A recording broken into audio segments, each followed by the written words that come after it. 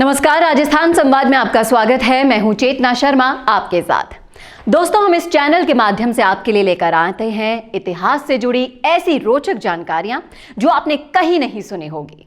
इसलिए अपने इतिहास को बारीकी से जानने के लिए जुड़े रहिए हमारे साथ और देखते रहिए राजस्थान संवाद। आज इस वीडियो में हम आपको बताएंगे महाराजा अजमेर जी कौन थे और वो कैसे स्वर्णकार समाज के पुरोधा बने। तो चलिए शुरू करते हैं वीडियो। देखिए, सबसे पहले हम बात करते हैं मनुष्य के जन्म की। जी हाँ, इसके जन्म के साथ ही उसकी जाति और धर्म तय हो जाते हैं। उस समय ना तो वो अपनी जाति के बारे में जानता है, ना ही अपने धर्म के बारे में। मनुष्यों के द्वारा ही धर्म और जातियों को बनाया गया था। हिंदू धर्म में कर्म को प्रधानता दी गई है। यदि आप पुश्तैनी कर्म को छोड़कर दूसरे कर्म अपनाते हैं तो उसी क्षण आपकी जाति बदल जाएगी। ये कर्म ही तो है जो नए नए समाज का निर्माण करते आए हैं। वैश्य, क्षत्रिय, ब्राह्मण, शूद्र, इन सबका निर्माण कर्म के आधार पर हुआ है। और इस कार्य के प्रधान हिंदू धर्म में किसी जाति के निर्माण में किसी दूसरी जाति या व्यक्ति का कोई दोष नहीं है। ये तो अमुक जाति के महापुरुषों के कर्मों की देन है और आज उन्हीं महापुरुषों के वंशज वर्तमान जाति में निवास करते हैं। भारत देश में हिंदू धर्म की प्रधानता है और इसमें पहले तो कर्म के आधार पर वर्ण और जातियों को तय किया गया, लेकिन अब हिंदू धर्म का विभाजन दलित और स्वर्ण के रूप में उभर कर सामने आया है। आजादी के बाद नए वर्गों यानी कि सामान्य वर्ग, अन्य पिछड़ा वर्ग, अनुसूचित जाति, जनजाति, इन सब का निर्माण हिंदू धर्म के लिए घातक साबित हुआ है। कोई भी जाति दलित नहीं है और उनके काम उनको दलित बना देते हैं। कोई भी जाति स्वर्ण नहीं है, उनके काम ही उनको पूजनीय बना देती हैं। इस देश में कोई दलित नहीं है, कोई भी स्वर्ण नहीं है। राजनीति ने हिंदू समाज को बिखेर कर रख दिया है। ऐतिहासिक जानकारी जो विभिन्न रूपों में विभिन्न जगहों पर उपलब्ध होती है, उसी के आधार पर हम मेड़ क्षत्रिय अपनी वंशवेल को भगवान विष्णु से जुड़ा हुआ पाते हैं। ऐसा कहा गया है कि भगवान विष्णु के नाभि कमल से ब्रह्मा जी की उत्पत्ति हुई थी। ब्रह्मा जी से अत्रि और अत्रि जी की शुभ दृष्टि से चंद्रसोम हुए। चंद्रवंश की 28वीं पीढ़ी में अजमेर जी पैदा हुए। महाराजा अजमेर जी का जन्म त्रेता युग के अंत में हुआ था। मर्यादा पुरुषोत्तम के समकालीन ही नहीं, लेकिन उनके परम मित्र भी थे वो। उनके दादा महाराजा श्रीहस्ती थे, जिन्होंने प्रसिद्ध हस्तिनापुर बसाया था। महाराजा हस्ती के पुत्र विकुठन और दशा राजकुमारी महारानी सुदेवा के गर्भ से महाराजा अजमेर जी का जन्म हुआ। इनके अनेक भाइयों में से पुरुमीड़ और द्विमीड़ विशेष प्रसिद्ध हुए और दोनों पराक्रमी राजा थे। द्विमीड़ जी के वंश में मृणाल, कीर्तिमान, सत्य और धृति जैसे राजा प्रसिद्ध हुए थे। पुरुमीड़ जी की कोई संतान नहीं हुई थी। और जैसा कि पुराणों और धार्मिक ग्रंथों में उल्लेख है कि स्वर्णकार समाज के आदि पुरुष महाराजा अजमेर जी का जन्म त्रेता युग के अंत में हुआ था। वे चंद्रवंश की 28वीं पीढ़ी में पैदा हुए थे।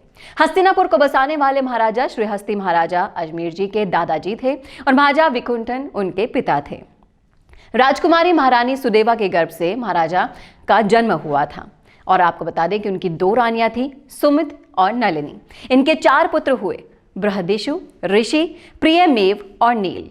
महाराज अजमेर जी के अनेक भाइयों में से पुरुमीड़ और द्विमीड़ विशेष प्रसिद्ध हुए थे।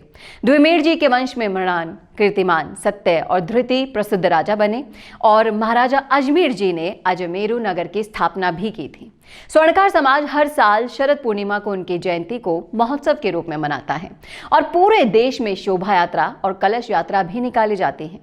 इस समाज के गणमान्य लोग और समाज के प्रतिभाशाली विद्यार्थियों को सम्मान भी दिया जाता है इस दिन। इस वीडियो में हम आपको और भी जानकारी देंगे आगे। आप बने रहिए हमारे साथ, इस वीडियो के साथ बने रहिए। मिलते हैं एक ब्रेक के बाद। बड़ी राजनीतिक पार्टी का टिकट चाहते हैं और उस टिकट से जीतकर नेता बनने का भी इच्छा रखते हैं, लेकिन प्रचार के लिए अभी भी वार त्योहार के पोस्टर बनाने का पुराना तरीका ही अपना रहे हैं। राजनीतिक प्रचार के लिए पोस्टर हुआ पुराना, वीडियो इंटरव्यू का है जमाना। राम मीडिया वर्क्स आपकी राजनीतिक प्रोफाइल को पावरफुल बनाने के लिए लाए हैं स्पेशल डिजिटल पैकेज, जहां प्रदेश के लाखों सब्सक्राइबर्स वाले डिजिटल चैनल के रिपोर्टर, कैमरामैन लेंगे आपका इंटरव्यू।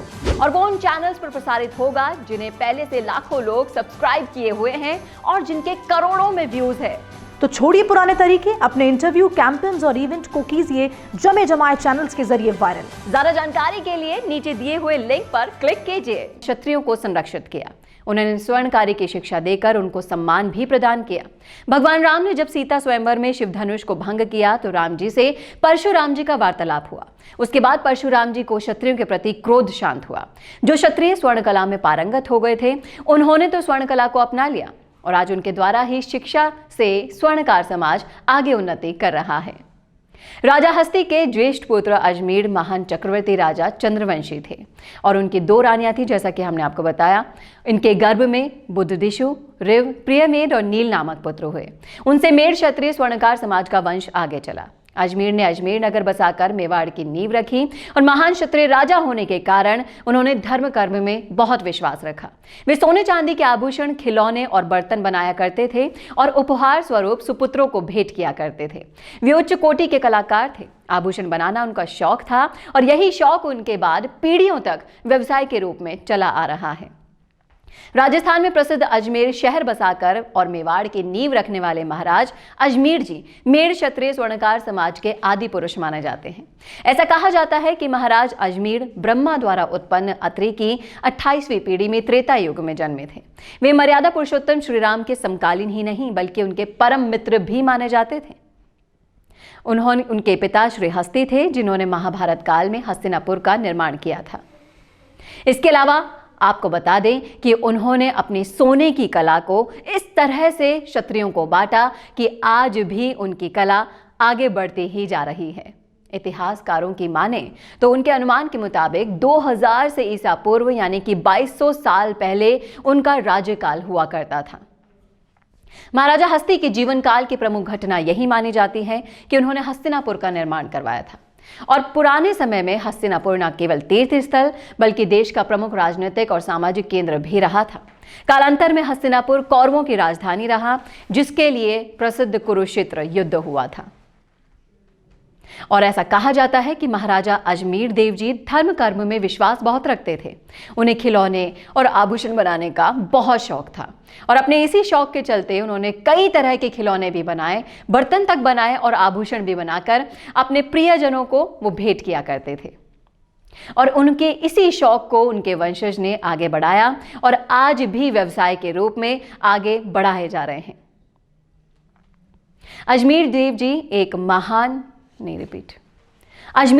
एक महान क्षत्रिय पराक्रमी राजा के रूप में मान्य थे और शरद पूर्णिमा के दिन मेड़ क्षत्रिय स्वर्णकार समाज द्वारा इस आदि पुरुष को जयंती के रूप में मनाया जाता है, याद किया जाता है और अपने समाज को सम्मानित भी किया जाता है। तो ये थी हमारी स्टोरी। कैसे लगी आपको कमेंट करके जरूर बताइएगा कमेंट बॉक्स में। आप भी अगर इस समाज से बिलोंग करते हैं तो आपके पास क्या जानकारी है इससे रिलेटेड वो भी हमसे शेयर कीजिएगा। कमेंट बॉक्स में अपनी राय रखना ना भूलिएगा। कैसी लगी आपको वीडियो ये भी शेयर कीजिएगा और ऐसे ही ढेरों जानकारियों के लिए जुड़े रहिए राजस्थान संवाद के साथ। नमस्कार।